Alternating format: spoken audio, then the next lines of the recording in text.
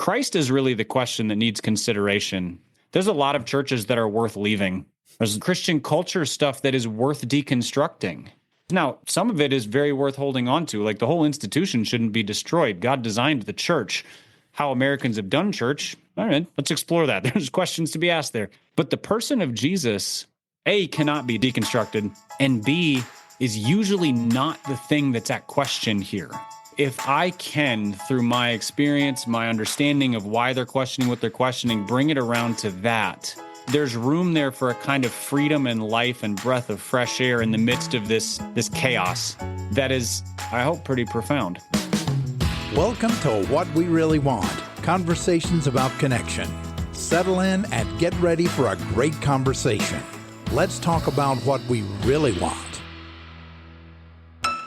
Hey everybody, welcome back to What We Really Want. This is episode 31. It's called Why Is This Worth It? And our guest is the person who asked that question during our conversation. It's pastor and author Barnabas Piper. Barnabas is assistant pastor at Emmanuel Church, Nashville, Tennessee. Stacy and I got to meet Barnabas a couple of years ago on a trip to Nashville, and we just really enjoyed our time with him. You know, when you sit down and talk with somebody who likes to focus and lean in on real things and talking beneath the surface, if that's something you like, you just find yourself drawn to it, and that's how it was when we met with Barnabas. And so when I asked him to have a conversation with me for the show, and he said yes, I was super excited, not just for myself because I knew how much I'd enjoy it, but for all of you who are listening. Barnabas has a really interesting and important, I believe, story. He has been through a lot of pain, a lot of tough circumstances that really contributed to quite a bit of cynicism that he talks about carrying through life. During a really low point in his life about 8 years ago, God led him to a church that loved him well. Through that experience, he felt God healing that cynicism. And now as a member of that pastoral staff, he gets to offer to others what he received in a really important time. One of the things that really stood out to me was being someone who has a well-known last name, being someone whose dad is pretty high profile in evangelical Christianity, and who has, a lot of ministry experience himself, a lot to offer. I know that it would have been possible to just feel like the attention that he was getting from the church was for the purposes of what they could get out of him. You'll hear him talk about how the church made it very clear that when he came in there hurting and at a difficult time in life, that they made sure he knew that they didn't need anything from him. They needed him just to be, to heal, to receive, and that made a big difference. Also in our conversation, we talk about how Christians in the church can love people well, going through all types of situations, how we can meet them in their pain, how we can talk about the things that matter, how we can just acknowledge when people are going through things that we don't understand and it's awkward to talk about, how we can lean in anyway, and through that, help people experience real hope and real connection. And that's so important because one of the places our conversation turned was to how many people are deconstructing their faith, and some of the contributions to that are difficult and painful, traumatic life events that they're going through. And in addition to that, the way that people who were meant to represent God well to them may not have done that. And so they're pointing a lot of their pain that they experienced from people who represented Jesus toward Jesus. And Barnabas speaks some really important things about that. So I hope that you'll lean in, listen close. And if you are a believer in Jesus who is a part of a local church, that you'll realize how important your role is, whether you're in leadership officially or on staff or not. All of us are around people who we don't always know what they're going through. But when we have the opportunity to be with them, to offer presence and support and love to them in painful times, we often have no idea the impact that can have. So, I hope that you'll just imagine with me the ways that we can be used to bring hope and healing and connection into people's lives as you listen to this conversation with Barnabas Piper. It's called Why Is This Worth It? And it's coming up right now.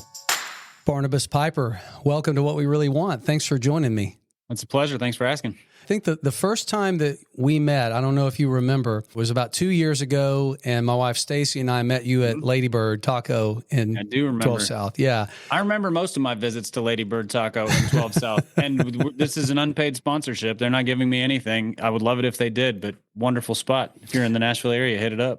So Barnabas, what do you really want out of this conversation? That's such an open-ended question. It's hard to answer because, good conversations don't have agendas. So I guess the answer would be honesty, just transparency about where the conversation goes, humility, humor. And I tend to find that if those things are all there and two people are speaking from a place of faith in Christ, a lot of good things happen because there's just a genuineness. And so hopefully then it's encouraging and beneficial to people who are listening in. I think the other thing that comes to mind is the kind of conversation that a listener goes, I wish I was at the table with those guys. That seems like that'd be both fun and beneficial. Yeah. And I hope people do feel that way. A lot of times when people are coming on the show, it kind of syncs up when they have maybe a new book coming out or something new that they're sort of going around and talking about a lot. That's not really the case today. You have books that you've written, you do speaking. There's a lot of things that we could talk about. You've hosted podcasts, but really I just reached out to you because I assumed and I believed it would be a good conversation. There's no particular agenda. But we do have kind of a couple of things that I floated to say, hey, what if we dip into this? And so we'll do that shortly. But before we do that, I think it can be easy for me to assume people will hear your last name and know the connection with your father, but not everybody in the world knows who John Piper is. And so not just as it relates to your dad and your family, but just I'd like for our listeners to get to know you, Barnabas. So to take a couple minutes and help us do that, if you would. Yeah, I will do my best in a couple minutes. It's dangerous to let people just talk about themselves. That's everybody's favorite thing to do.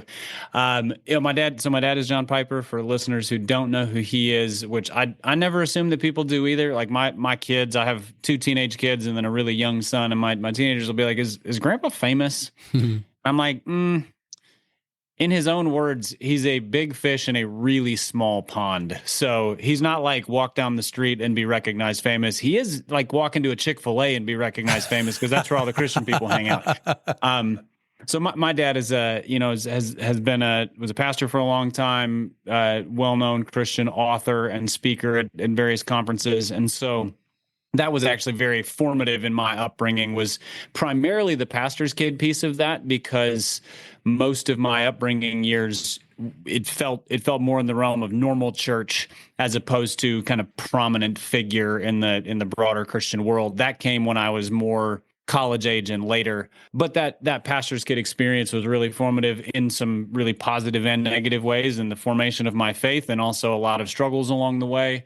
And, the Lord used it pretty greatly in, I would say, building in a lot of latent truth that came to fruition later in life, in my 20s and then in my 30s, as the Lord really captured my heart. But yeah, so grew up as a pastor's kid, went to a Christian college, got married just out of college, had 2 daughters pretty quickly, first few years of marriage. And then over the course of a few years, 2 really significant things happened. One was I came to a real crisis point in my faith that the Lord used to shake loose a lot of hypocrisy, a lot of the things that weren't genuine in my faith, and then to, like I said, to kind of capture my heart and pull me towards a genuine following of Jesus and wholehearted following him. And then a few years later, my wife, I would say, kind of trended the other way. And over the course of a few years, our marriage fell apart and we got divorced after 11 years of marriage. And that was a pretty major inflection point for my life. I worked in Christian publishing during most of that time. So from just out of college until 2019, so about 14 years or so. And just kind of assumed that would be my trajectory because I could serve the Lord, but also kind of work in business. And church ministry seemed like it was probably off the table for me. And for a long time, I didn't want to do it anyway. Mm-hmm. And then in late 2018 into 2019, the Lord started to uproot me from publishing and move me towards pastoral ministry, which was a great surprise to me. I would not have expected it, but also just was lining these different things up. The church that I was a member at was the one that was inviting me to consider this. And so in 2019, I joined staff at Emmanuel Church in Nashville and went through the ordination process and was called as a pastor. So that's kind of the ministry and a little bit of the faith side.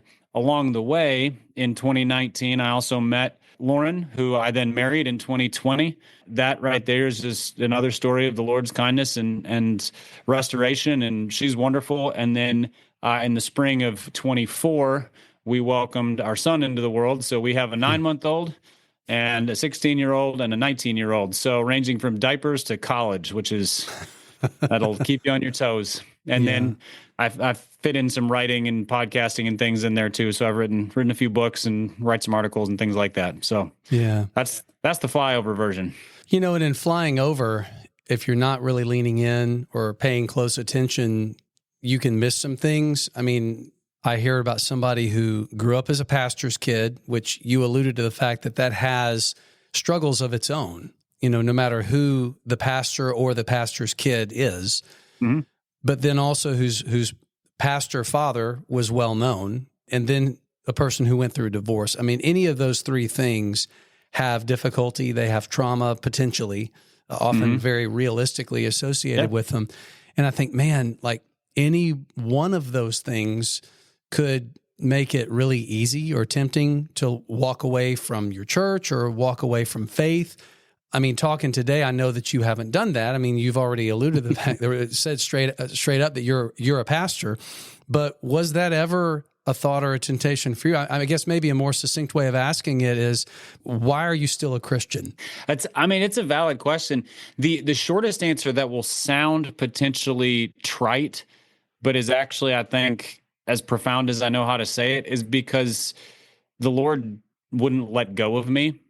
I would say that along the way, there were multiple points where I made more of an active effort to not follow the Lord, and other points where I was deeply considering, why is this worth it? And at each point, it was as if I was, a wandering sheep, and, the faithful sheepdog of the Holy Spirit, hopefully that's not blasphemous, headed me off and brought me back around to safety.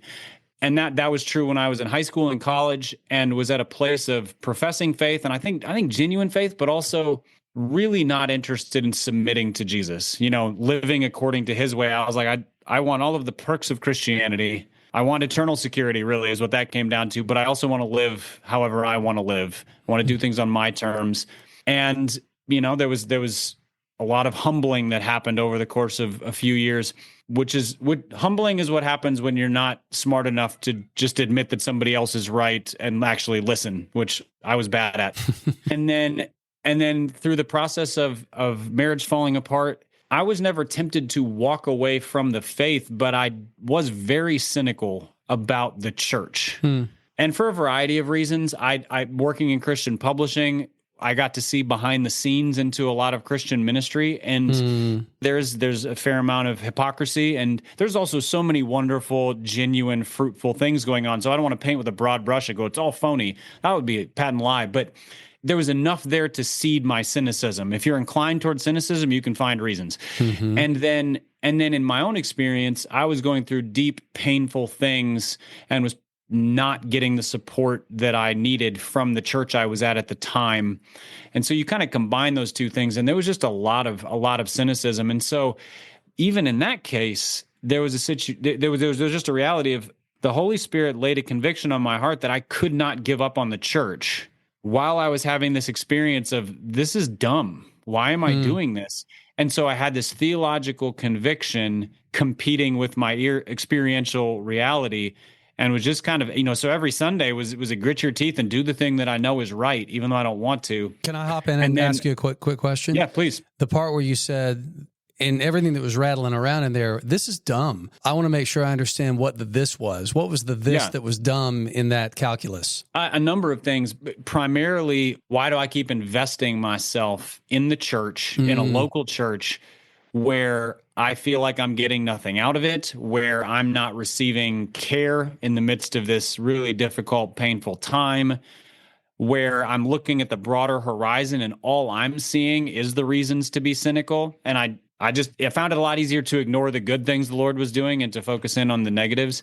And so it was just, I was like, why am I still throwing myself into this? And so that was dumb. Yeah. Okay. Until the Lord guided me to Emmanuel, where I am now. And I was kind of at my wit's end, and Emmanuel was the right kind of church for me at that place where I just came in and said, well, I'm just going to throw all my cards on the table. You just, push everything into the middle and go, fine, I'm all in. And if I go bust, that's kind of what I expect anyway. So whatever.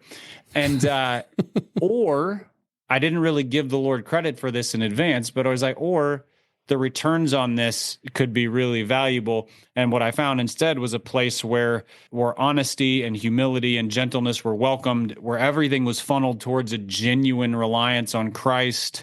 And so real profound relational, spiritual, ministerial healing could happen. So your question was, why are you still a Christian? And there's just all these instances of the Holy Spirit getting his hooks into me and saying, nope, not gonna let you drift off. We're gonna hold on to you, despite sometimes my best efforts and sometimes my lack of effort. Just my kind of giving up to the point where I couldn't be anything else. We'll be right back. How have things gotten so out of control? How did something that didn't seem like such a big deal at first completely take over? Porn and sex addiction are destroying your life and killing your relationships. You know you can't keep going on like this, keeping secrets and telling lies. Something has to change. But how? Most men who struggle with unwanted or addictive sexual behavior have tried to fix it on their own. But sex addiction is powerful and complicated. Recovery is possible, but it isn't easy. It requires us to focus on more than just behavior. It requires us to look at our whole lives and the parts of our stories that contribute to addiction. If you're ready to find freedom, maybe it's time for you to get to the roots. The Roots Retreat is a 4-day therapeutic and spiritual intensive. You'll work with therapists and coaches who specialize in sex addiction and recovery. You'll learn how to take healthy ownership of your behavior. You'll discover how your life experiences set the stage for addiction to develop. You'll see how God factors into your struggle, and you'll learn effective tools for ongoing recovery after the retreat. If you're ready to stop trying what doesn't work, if you're ready to experience real hope, healing, and change, let's get to the roots. Visit awakenrecovery.com/Roots Retreat or click the Roots Retreat link in show notes. What was the point on the timeline that you got to Emmanuel in relation to your divorce in 2016? How long after that, or was it before that? No, it was about a year and a half after that. So end of 2016, divorce was finalized, and then I came to Emmanuel summer of 2017. So year and a half and during that year and a half was when I was doing a fair amount of church searching. I was just trying, not an abundance of different places, but several, trying to give each one a long enough runway to know if this is, a good spot, and kind of feeling as close to the Lord as I ever had, because there's just this profound reality where when we are at our lowest, Christ makes himself the most obviously available and present. And so that was happening while I was also the most cynical about the church. And then summer of 17, I ended up at Emmanuel and began to pretty quickly recognize that there is a possibility for what can happen in a church that lived outside of all my cynical expectations. And the Lord is capable of creating a community of people where all of those negative opinions that I had are not the defining reality. I'm sure that I know part of the answer that you'll give to this question, because it's never just one person. But when you got to Emmanuel in 2017, that was, correct me if I'm wrong, that was when Ray Ortland was still serving as lead pastor? He was, yeah. What was that like for you, and how did you guys connect? Just because I don't know Ray well, but I've met him, and I just know that one of the descriptions that's often used for him is very, fatherly and caring and nurturing. Did you experience that from him and then from others? What was it like for you getting into that as a new place to belong? Yeah, that's a great question. So cynicism about Ray was one of the reasons I didn't come to Emmanuel earlier, which was no fault of his own. Yeah. I didn't know him at all. But again, being in this publishing world, becoming cynical about personality-driven churches was a thing that I still have questions about that. If a church is just built around a primary figure, I became pretty cynical about that. And so every time Emmanuel would come up in conversation, somebody would say something like, "Oh, that's Ray Ortland's church." Yeah. Which is fair. He's the lead pastor. But what that did in my mind was, oh, he's that kind of guy. And so that was one of the big hurdles I had to get over just to walk in the door. And then ironically enough, or maybe because God has a great sense of humor, I think Ray was either traveling doing ministry or on vacation my first 2 Sundays. He didn't even preach. Yeah. There was an assistant pastor and then like a church planting resident who both preached. And they preached wonderfully, one of whom is now our lead pastor after Ray's retirement. And there was just this initial sort of God going, hey, maybe my church is built around me, not some guy. And so it was almost like a mild corrective just because I could receive the word from these guys I'd never heard of and be ministered to.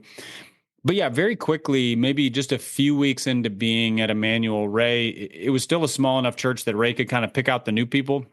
And so he singled me out and he came over and he knew my dad. They had taught together and been friendly for a number of years. And so they were actually both ordained at the same church in the same year in Pasadena, California, back in the early 70s. So some long time connection there. But he just said, let's get lunch sometime. And so we lined up a lunch. It was at some yuppie taco place, not the one that we spoke so highly of earlier. This one's now out of business. And so I came over from the office, and I'm in sort of my kind of put together office thing. Ray comes straight out of a deer stand. So he'd been hunting in the morning, rolls into this place, camo, muddy He doesn't have boots. blood on him, does he? He might have had some on his boots. There might have been some field dressing a deer that happened that morning. And he comes in and sits down and just obviously does not care about giving an impressive impression. He's just this is just who he is, which communicated something to me because I was cynical about spit and polish too. So he asked me kind of my story. I shared my story with him, and then he just looked at me and paused for a long time because that's one of his great specialties is gazing into your soul and not saying any words, and so you feel very uncomfortable. And he just said, we don't need anything from you. And if you hear that wrong, it sounds like an insult. But if you hear it right, he's just relieving a burden from you. Yeah. And I didn't know it was a burden I needed relieved. Yeah. What he was saying was, this is a church where you get to just receive and heal and experience the work of the Lord for as long as you need to. Just receive the ministry, heal, be in community. We don't need anything from you. Just be. Yeah. And I didn't know that was a category that I needed assurance in. And so it was he didn't then single me out repeatedly over the next several months, was friendly and pastored me well. But what I discovered was what he said in that conversation, I then found in the rest of the church through normal community with church members. The members were as ministerial to me as the pastors were, which is a mark of a real significantly healthy church, I think. And then as I took what felt like risks, getting into men's ministry and small groups, I just encountered more and more opportunities for deep and meaningful relationships where I could be honest about where I'd come from or what I was struggling with in that time. That was received with grace. It was entrusted to the Lord. It was not gossiped about. And all of that was profoundly instrumental in how the Lord got me to a place where I then began to be invited and take some leadership opportunities here and there to teach as a fill-in or to fill in small group leadership or different kinds of things. And really, very unexpectedly loved those things in a way that I wouldn't have anticipated. When those invitations started coming, I can imagine with the way that you talked about entering into life at Emmanuel, and then with what Ray said at that lunch that day, we don't need anything from you. Yeah. If it were me and I had some cynicism or some baggage that I was bringing in, I almost feel like even though there's some time that's passed and now the invitations start, a part of me would just kind of like, oh, whoa, like it's happening, it's starting. But by the time those invitations started coming for you, was it different from that? I have a curiosity just to hear you talk more about the trajectory of your cynicism over the years. Yeah. So I haven't thought about it in those terms, so I'm kind of piecing things together in my mind, how that came about. And I would venture to say that the Lord was very sneaky in how he made it around my cynical guardian kind of, because the first time I was invited to do any teaching at Emmanuel wasn't even planned. We had a kind of a Sunday morning seminar hour before service. We had a single service at the time. And our assistant pastor at the time, who's now our lead pastor, TJ, was leading it. And about 10 minutes into this, 45-minute or an hour-long thing, he just goes like gray-green. And he said, I'm really sick. I've got to go. And he just looks at me and says, Barnabas, can you jump up here and take it from here? Wow. So I just did. And it was something where he was just sort of guiding a discussion through an article, maybe by Henry Nouwen, I think it was. I'd never read the article before, but just stood up and tried to stay kind of one paragraph ahead of people, follow the flow of it, and handled it from there. And so the first time I was ever invited to teach, I didn't even have an opportunity to think about it or say no. It was just that. And then as the Lord does, especially when he's nudging somebody towards a call, you start to get feedback. A handful of people thanking or saying, I really appreciated that, those kinds of things, which, it's nice for the ego, but mostly it was just that mattered. That was something of substance. And then, I don't know, maybe a couple months later, the second time I taught, it was also a really short notice thing. I'd been part of the weeknight men's Bible study or theology study. And maybe the day before, TJ calls and he goes, hey, my kids are down sick. Can you fill in tomorrow? So I got 24 hours notice instead of, 35 seconds notice, which is an improvement. But also if I said no, maybe he's hung out to dry. So I said yes, and I did it. And I don't even remember how that went other than I enjoyed it. I remember that. Then there was an invitation to just rotate with him periodically, like once a month, do that while he was the primary teacher. But that was, again, that invitation was hey, would you have interest in? It wasn't there was no pressure in it, all of which the Lord used to just sort of scrub out the cobwebs of cynicism in that area and go, you can do this. I think I've given you the ability, to the giftedness in this. You love it. And people in the church are saying that it matters. This is offering them something. And so I think the fact that it started with, we don't need anything from you. And then there was probably a year's worth of 9 months to a year of just being able to exist, be part of the ministry, be part of community before any of that came up. That was all really, really significant, because had it been an immediate, hey, we'd love to have you teach, I probably would have lasted about a week at Emmanuel and rolled out, because I don't want to be at a church that invites a new guy in that doesn't take the state of my soul into account. Yeah. Just would have felt like being used or commoditized, right? Yeah. And I mean, I've been invited to speak any number of places because of my last name, and I know what's happening. I get in there and I immediately know, I'm going to disappoint these people. They think I'm...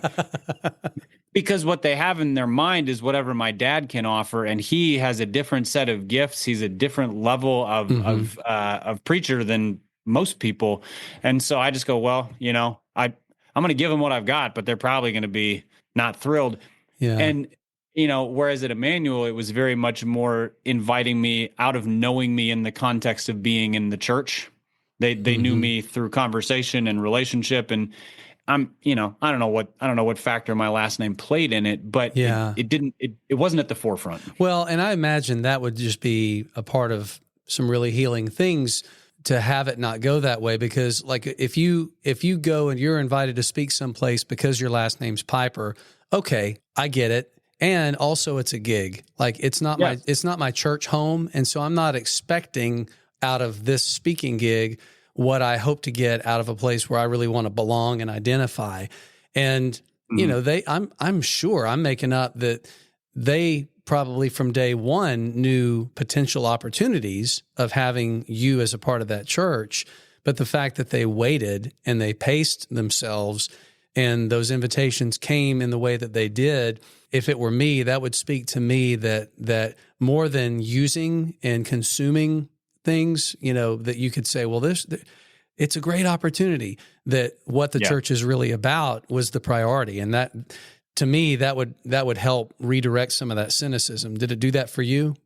It did. And especially just the fact that what they said, one of my biggest kind of cynical measuring sticks when I walked into Emmanuel, and it was true at every other church, was, will they back up what they claim? You know, so right out of the gates, you know, you come to Emmanuel, and the beginning of most church services starts with a call to worship that includes the words, to all who are weary and need rest, to all who mourn and long for comfort, to all who fail and need strength, and to all who sin and need a Savior, this church opens wide her doors and her heart with a welcome from Jesus Christ. That is a big, big claim for somebody who is weary and cynical and failing and struggling, because a lot of churches say big, bold things and sadly don't back them up. It's more aspirational than real. So I was cynical about that. And then to see Emmanuel show that this is a context of welcome, and it was way more mundane than, so a welcome from Jesus Christ doesn't look like, you know, kind of, let's have all the visitors stand up and we're going to give you coffee cups. And it's just a quiet, we're glad you're here. Sit at the back for as long as you want. We're not asking anything from you. Let us know how we can encourage you. Here are the ways you can get involved at your pace. There was just a gentleness and an easiness about it. That was exactly what I needed, so that they made a claim, and then they backed the claim up, so that when the invitations came, I had confidence in the reality of what was happening and the genuineness of it. Not just today, but when I've heard you before, some of the things that you've written and blog posts and listening to the podcast that you've hosted. I mean, cynicism is a word that you've used to describe your experience a lot. And this is going to sound really cheesy, so I'm just disclaimering this is the cheesy part of the episode. You know, it's not lost on me that your first name means son of encouragement. And so, like, holding those two things next to each other, that you're named after, you know, one of the biblical characters that everybody thinks of first when they hear of encouraging. I'm trying to make a question out of this, and I think it's going to be this. Does a tendency towards cynicism, can that help you in how you encourage other people, or do those things stand kind of in contrast with each other? Yes. That might be a really stupid question, but it just came to me. No, it's not a stupid question. It's a two-edged sword, you know, as is the case with many things. You know, sometimes the strengths we have kind of an ugly underbelly. And so cynicism is more obviously ugly than it is a strength. The benefits of that, of having that cynical bent, I think are multiple. One is that a lot of things that a cynic sees are real. It's the posture of the heart about those things that's the problem. So being a sort of blunt realist isn't a bad thing. It kind of helps you cut through the fog of hype or of schemes. And, you know, so you see marketing schemes and you can just kind of go, yeah, but this is what they're really saying. And cynicism says, and that's dumb. Realism just says, and that's what they're saying. So there's a strength in that, which is beneficial in encouraging people, because there's a sense of like, you kind of see through the fog, or they're throwing 1,000 words processing, and you just kind of go, here's what I'm hearing. And it's this thing. And again, you have to be careful, because that can sometimes is not very gentle. Yeah. But then the other thing is, I have discovered that there are a lot of people who know that having doubts, having questions, having cynicism is not always very welcome in the church. And so they are leery of opening up about those things. But to be a person who can say, I also have wondered about that, or I also have thought that makes no sense, is an open door then to invite people into honesty, and would hopefully help them discover that questions are not a problem.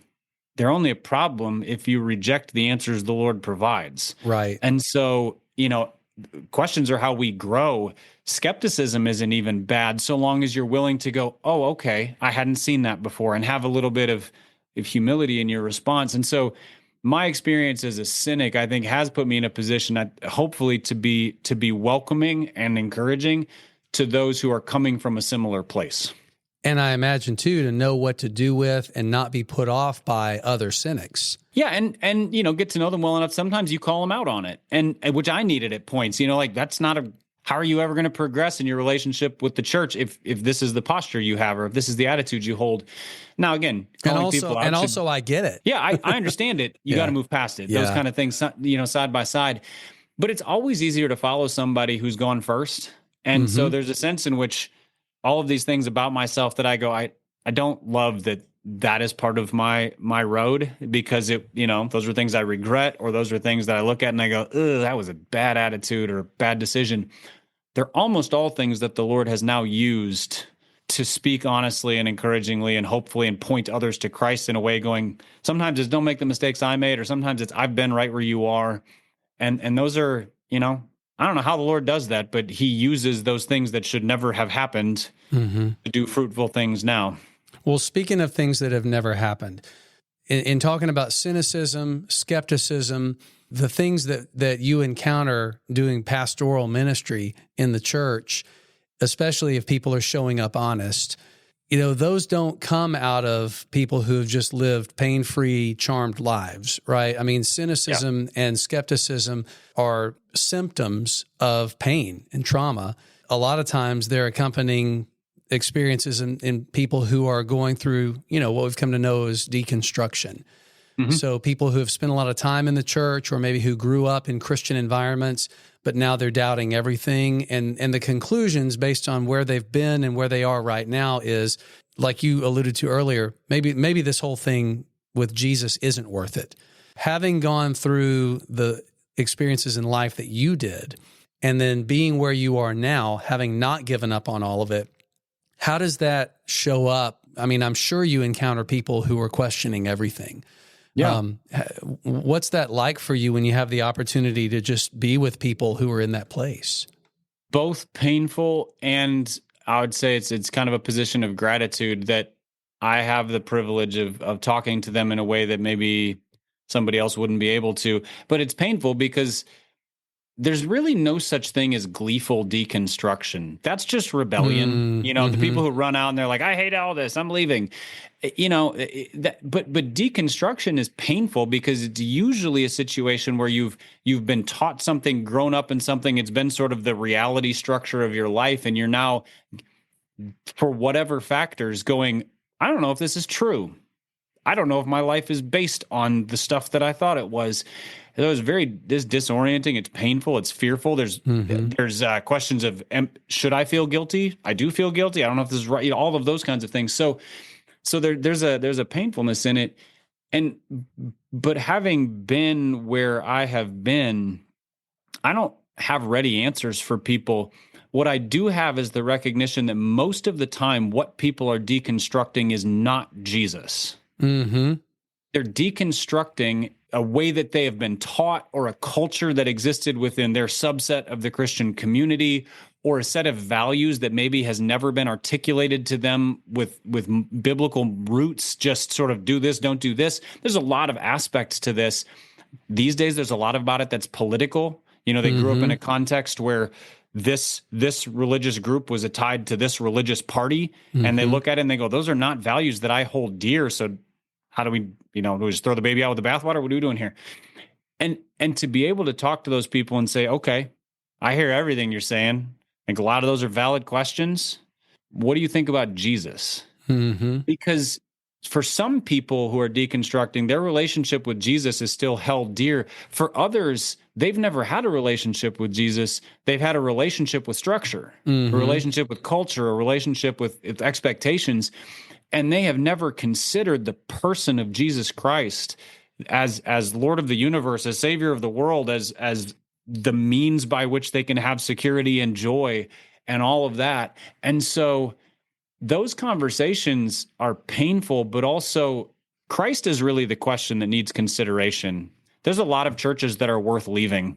There's Christian culture stuff that is worth deconstructing. Now, some of it is very worth holding on to. Like the whole institution shouldn't be destroyed. God designed the church. How Americans have done church, all right, let's explore that. There's questions to be asked there. But the person of Jesus, A, cannot be deconstructed, and B, is usually not the thing that's at question here. If I can, through my experience, my understanding of why they're questioning what they're questioning, bring it around to that, there's room there for a kind of freedom and life and breath of fresh air in the midst of this chaos that is, I hope, pretty profound. What you just said reminds me of something that I heard you say in one of the episodes of the Curious Curmudgeons podcast that you and your friend Adam did. Mm-hmm. This was one from last year, and the title was Does Pain Have Purpose? And I was listening to it actually earlier today before we started recording, and I wrote down something that you said because it just felt important, and it feels pretty relevant to what we're talking about now. Adam had just been sharing about a chronic medical condition that he had been suffering with, daily pain, multiple surgeries. And you said, when you talk about what you're describing, I have to conscientiously try to imagine that experience. You're experiencing an absence of something that most people take for granted, an absence of ease. And when you said that, the question came up for me, how many people do you imagine take the time or maybe even have the capacity to imagine another person's experience, right? To even think, to ask that question. Yeah. And then what difference would it make in that person's life, not only to have somebody trying to understand what they're going through, but to express it, like to give words. I can't imagine what you're going through and then naming it. We can't probably appreciate how much that means to someone just to hear a person affirm how hard that must be, even though I can't personally understand it. Yeah, I think, a basic, I don't know if it's basic human, it's definitely seems basic American tendency is we are pain avoiders, including other people's pain. Yes. It is much easier to give platitudes and distance than it is to give serious consideration and participation in the life of somebody who has pain, especially chronic pain, because we want a resolution. Here, 6 steps, you'll be fine. But, I have a friend who has multiple sclerosis. Like he doesn't get better. Doctors haven't figured out how to reverse this. There's ways to forestall symptoms for a period of time. But what does it look like for me to almost like kind of the slap yourself in the face and be like, wake up. The whole life that this person is experiencing is different than yours, because I can stand up from a chair and he has to get a cane and lean on it and push. And I don't stop to consider, if that's the basic movement of getting out of a chair, what does the rest of life look like? What is it like to be a dad who can't do X, Y, and Z with his kids? And he's always profoundly grateful if I pause and just ask a thoughtful question about how he experiences a different thing or how he's doing, and we collectively are bad at it and bad at seeing it. I'm kind of horrified when I consider the number of times I think of somebody who is in chronic pain or somebody who has a disability as an inconvenience. I see the handicap sticker on somebody else's car, and my thought, if I'm being honest, is mostly like, get out of the fast lane, not anything about their personhood and experience in life. And it's humiliating to say that kind of thing out loud, but I suspect I'm not alone in that. Well, not in this conversation. Well, good. The two of us are the worst. People who've been listening for a while to me already know that. They're like, oh, Greg found another worse. This is great. But yeah, I think there is I remember that conversation with Adam, because as he was talking, in a podcast, you have to pay attention, because otherwise you're like, I'm sorry, what were you saying in this thing we're supposed to be talking about? And I just was having a dawning realization while he's sitting across the table from me talking into his microphone that I have no idea how he experiences life. And so that active thought process of, man, I just take for granted the simplicity of doing stuff. He has to make a consideration of how much pain and energy is driving to work worth, or going to dinner with his family or whatever. I wish I could say that was a turning point for me where I've just been like learning leaps and bounds since then. I would venture to say it's more like a 2 steps forward, 1 3/4 steps back kind of thing. But more and more I begin to recognize the how substantially meaningful that is to just recognize the reality of suffering in somebody else's life and ask about how they're living it. Yeah, I can't tell you how many times people have been sharing, like, I wanted to say something, but like I was just so afraid of asking the wrong question. And I've just kind of started saying, not asking anything was the wrong part. Yeah. How many times when you've asked people about personal things related to their pain, have they gotten offended that you asked? I'm guessing probably never or almost never. Yeah, not if you're asking about their pain. I mean, you can certainly ask rude questions about Sure. people with disabilities and things like that, but that's not really what we're talking about. It's much more a matter of how are you experiencing life? How are you navigating this? Like, I can only imagine how painful that was, and being noticed matters to people. I think there's when people are going through life carrying a burden of pain, and whether it's physical pain, emotional pain, whatever. If nobody says anything, it's a diminishment of them. Nobody cares. This thing is serious to me, and other people are not invested. And that's a mixed bag because people also want to be seen as like, hey, I'm a whole person. I'm not defined by this pain or this disability. But there's also it really hurts, and it would be great if somebody cared. And there's a both and there. But that's part of the benefit of asking, because when you ask, you then also have the freedom to talk about every other aspect of life that is the whole person. So you can talk about someone's pain and then talk about music that you like, or movies, or kids, or whatever, just all of the different things that happen in life. If you only ever talk about those things, there's an elephant in the room, so to speak, of this pretty substantial, pretty meaningful, and we're not discussing it at all. When you just said that, what it made come to my mind just like that was, I have a friend who is currently serving a prison sentence, and I'm on his call list. And so he calls me about once a month-ish. Exactly what you were just saying, having been able to engage with the most painful things just creates eventually an ease, a comfort with talking about anything. And because sometimes he'll call and I'll remember, well, the last time we talked, you were really down about something. We talked about that. And I might just start out by saying, hey, do you want to talk about that, or do you want to talk about something completely different? It's not something that I think people should expect to come naturally right off the bat when we haven't really gone to those vulnerable places or invited other people to go to them. But if we're clunky, I mean, sometimes just saying, hey, I'm not really good at this, but I really want to know more about you and how I can just, love you right now. And I've just never had somebody say, shame on you for trying to find out about my pain so that you can love me. Well, I can say, having been through a divorce, it's somewhat obvious at this point because I'm remarried and I have a 9-month-old and I have a 19-year-old. And so there's just sort of a natural, like, this math is weird. What's going on here? You just said that you and your wife have been married for about 5 years, and you have a 9-month-old, but you also have a 19-year-old. And people who just kind of nod and go, I'm like, you can ask. This wasn't. It's not pleasant, but it's not a secret, and nobody's embarrassed by it. And so even that, there's just nobody wants to ask the offensive question. And I think, especially in a Christian context, we should give people the benefit of the doubt that if you ask a question, they're probably going to receive it graciously, not how dare you.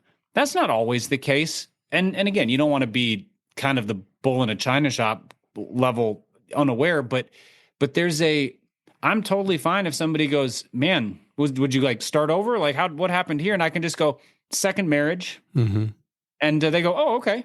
And like, that's kind of the whole conversation, but there's no secrets here.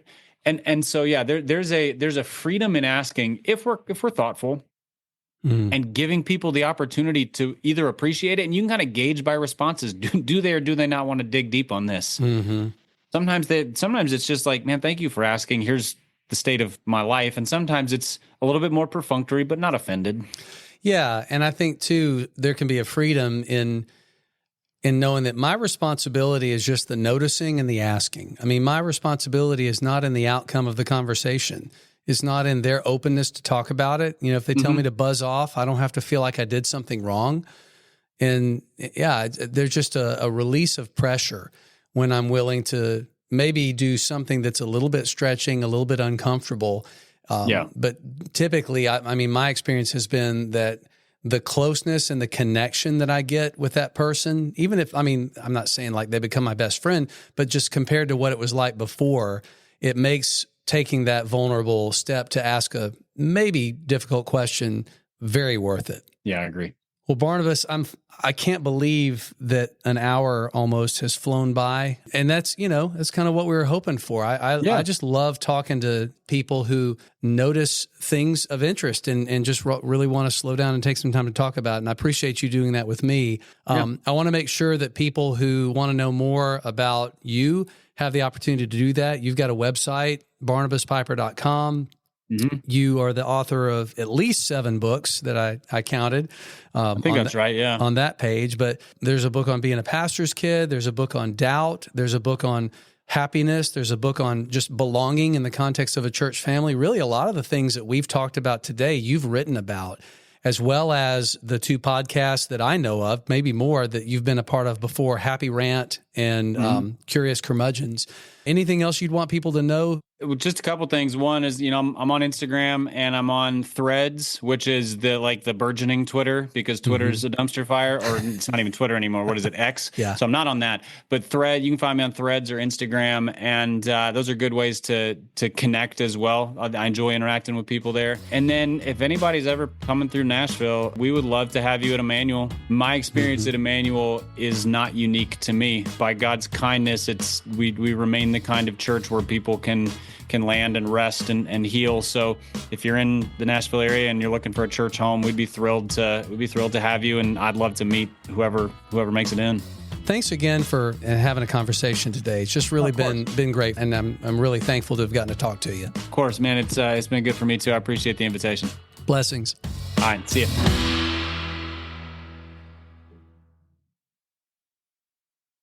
We'd love to hear from you. If you have questions, feedback, topics you'd like to hear us talk about on the show, click the Send Us a Message link in the show notes of any episode.